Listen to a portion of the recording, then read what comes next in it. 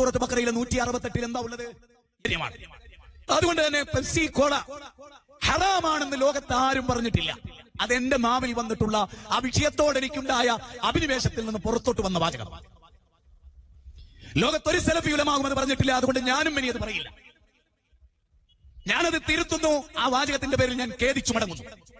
പക്ഷേ അവിടെ തീരില്ല എന്റെ പ്രതിഷേധം. ആയത്തിൽ എന്താ ഉള്ളത്?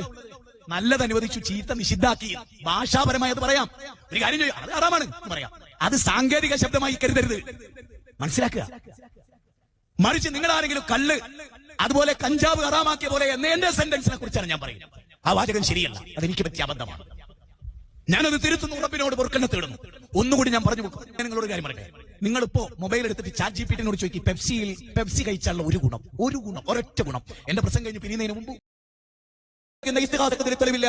1971 ഉമർ മൗലവി പറഞ്ഞു, 1980-കളിൽ കെ.പി. പറഞ്ഞു, 1980-കൾക്ക് ശേഷം ചെറിയ മുണ്ടൻ പറഞ്ഞു, അതേ വാചകം ജബ്ബാർ മൗലവി പറഞ്ഞു, അത് സക്കരിയ സുലായി പറഞ്ഞു. നാളിതുവരെയുള്ള സലഫി മനഹജ് അനുസരിച്ച് ലോകത്തിലെ സലഫുകളെല്ലാം മതിലിൽ ശിർക്കുണ്ട് എന്ന് പറഞ്ഞില്ല. അതെല്ലാം മാറ്റിവെച്ച് ഈ മുഴുവൻ പണ്ഡിതന്മാരെയും ഇമാം അഹ്മദ് ബിൻ ഹംബലിനെ തള്ളി, ഇമാം അബ്ദുല്ലാഹി ബിൻ മുബാറക്കിനെ തള്ളി, അതുപോലെ തന്നെ മഹാനായ ഇമാം ബുഖാരിയുടെ ഇമാമിനെ തള്ളി, അതുപോലെ തന്നെ തബ്റാനിയെ തള്ളി, ശൗക്കാനിയെ തള്ളി, മഹാന്മാരെയൊക്കെ തള്ളി. അവരുടെ നിലപാടുകളെ മാറ്റിവെച്ച് ഞങ്ങൾക്ക് തൗഹീദ് പഠിപ്പിച്ച, ഞങ്ങൾക്ക് ഹൃദയത്തിന് വിശാലത പഠിപ്പിച്ച ഉമർ മൗലവിയെ തള്ളി. അങ്ങനെ എല്ലാവരെയും തള്ളി. ഒരു വ്യക്തി ആ വാദപ്രതിവാദത്തിൽ പോകുമ്പോൾ പറഞ്ഞു, എന്ത് പറഞ്ഞു? എന്താ പറഞ്ഞത്? നിങ്ങളത് ശിർക്കാന്നാണ് പറഞ്ഞേക്കി.